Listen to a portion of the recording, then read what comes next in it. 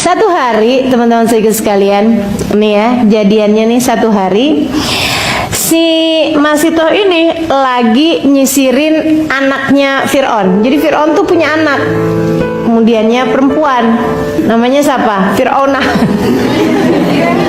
Nggak tahu saya namanya, pokoknya punya anak perempuan ya. Punya anak perempuan, rambutnya bagus. Nama Sitoh ini juga kerjaannya nyisirin rambut anaknya gitu. Selain daripada nyisirin rambut istrinya Fir'aun ya. Saya tidak pasti apakah itu anak dari Asia atau dari istri yang lain. Saya nggak pasti juga siapa nama istrinya Fir'aun yang lain. Nggak terlalu saya pelajarin sejarahnya, karena kita kan pelajarinya sejarahnya yang berimannya ini ya. Walhasil, alhamdulillah, pokoknya satu hari ini ceritanya si Masitoh lagi nyisirin rambut anaknya, sambilan nyisir nih sambil, nih anaknya Fir'aun ya udah bunuh lagi saya.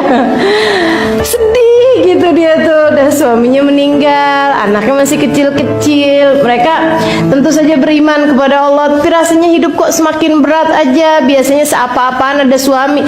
Di antara kehidupan orang-orang di sekelilingnya nggak ada yang beriman, teman-teman saudaraku sekalian. Kebayang kayak apa beratnya. Mau cerita, mau ini, mau itu, mau curhat, gimana mau curhat sama siapa coba? Akhirnya lagi tengah-tengahan nyisir nih anak, sisirnya jatuh. Kaget nih karena ngelamun tadi itu ya, sisirnya jatuh. Waktu sisirnya jatuh, kemudian dia secara refleks dia bilang Bismillah. Ya. Bismillah, ya Isa Fir'aun, katanya gitu. Itu ucapan Bismillah dengan nama Allah, ya Isa Fir'aun, celakalah Fir'aun. Anaknya langsung noleh gitu. Dia bilang, saya nggak salah dengar kan, Masitoh? Kamu nggak beriman ya sama bapak saya? Katanya Masitoh, saya beriman kepada Allah, Tuhan yang maha benar. Udah kayaknya udah yang mati-mati deh gitu ya. Nyusul suami kayaknya lebih ringan nih hidup daripada harus seperti ini, kayak gitu. Jadi sekalian dijawab, dia bilang, iya, saya beriman kepada Allah SWT, kepada Tuhannya Nabi Musa. Ayah kamu bukanlah Tuhan. Nah, sekalian dibuat dakwah sama Fir'aun, sama Masitoh. Ayah kamu bukan Tuhan. Kamu yakin kalau dia Tuhan gitu? Masitoh, kamu sadarkan apa yang akan terjadi kalau saya adukan ucapan kamu ini kepada ayah saya? Katanya Masitoh, saya sadar penuh, tidak ada yang saya khawatirkan, karena Allah SWT senantiasa bersama dengan saya. Dia kemudian langsung ditinggalinnya Masitoh, dia lari ketemu sama bapaknya. Dia bilang sama bapaknya, sama Fir'aun, dia bilang, Pak, tuh Masitoh tuh gak beriman. Dia tadi waktu nyisir, sisirnya jatuh, dicerita kemudian. Wah, Fir'aun marahnya luar biasa. Aku udah ngira kayak begitu, dia emang bininya Hazakil.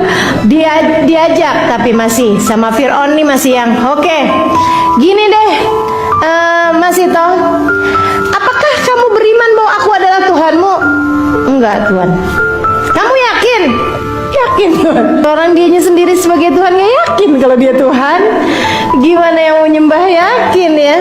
Akhirnya kemudian, aku akan menyiksamu kalau kamu tidak meyakini bahwa aku sebagai Tuhan. Tuhan, bagaimana mungkin kau sebagai Tuhan? Engkau sendiri tidak bisa mengendalikan. Oh, pokoknya gitulah, dijawab sama Fir'aun. Fir'aunnya tambah marah. Akhirnya kemudian katanya Fir'aun, didihkan minyak panas. Teman-teman saudaraku sekalian, dididihkanlah, ada tempat dari tembaga gitu ya, dimasukin minyak di situ sampai kemudian dididihkan. Besar tempatnya, itu memang tempat penyiksaan bagi orang-orang yang tidak beriman kepada Fir'aun gitu. Diancemnya, biasa disiksanya di sana. Udah tuh datengin tempat sebesar-besar apaan, di situ dididihkan minyak panasnya, kemudian didatangkanlah satu demi satu keluarganya, panggil semua. Ada dua anaknya Masitoh kan, suaminya kan udah meninggal, dia punya dua anak. Yang pertama kali dilempar adalah anaknya yang kecil, bukan yang paling kecil, yang nomor satu, yang masih kecil juga, balita gitu kan. dipelukin sama Masito, ya Allah, kayak apa tuh seorang ibu melihat anaknya kemudian dilemparkan seperti itu. Anaknya nangis, kejar, tapi kemudian ditarik tangannya, lemparkan. Ya tafatat, sampai udah tinggal tulang. Nah, habis itu kemudian tahu ya tafatat, bercerai-berai gitu, langsung dagingnya kena panas itu ya, kayak tinggal tulang. Nah, Masito sebelum dia dilemparkan itu, Masito bilang gitu, bolehkah aku meminta permintaan terakhir padamu wahai Tuhan? Kama Fir'aun. Dia bilang apaan? Tolong saya minta agar tulang-tulang kami nanti dikumpulkan jadi satu dan kuburkan. Baik, katanya Fir'aun.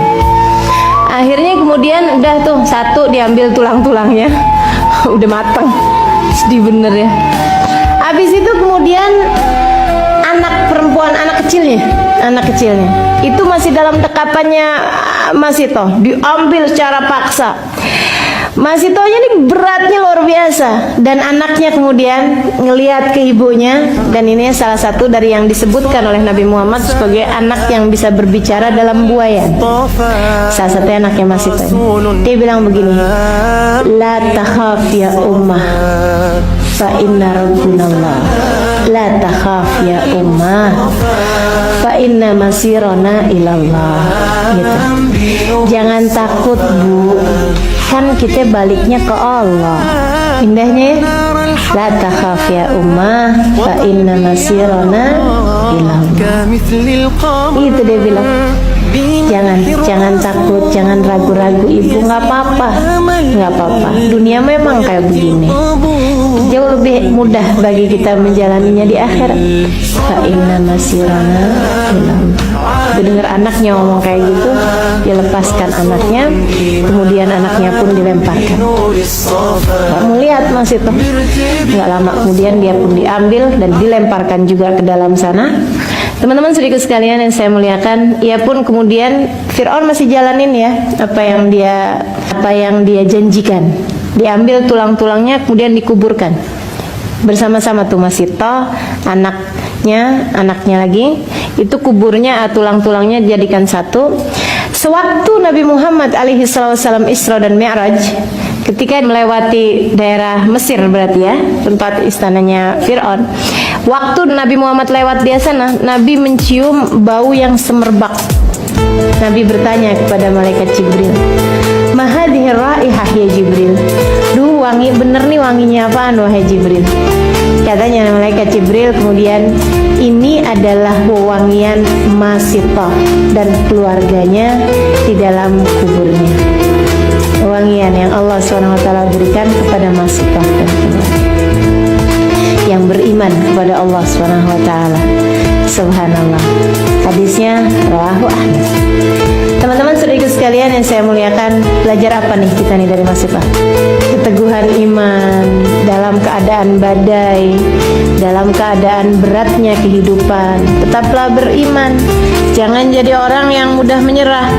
Kita harus pahami makna prioritas teman-teman saudaraku sekalian. Iman nomor satu, nggak bisa ditanggalkan. Jangan pernah kalahkan Allah untuk siapapun.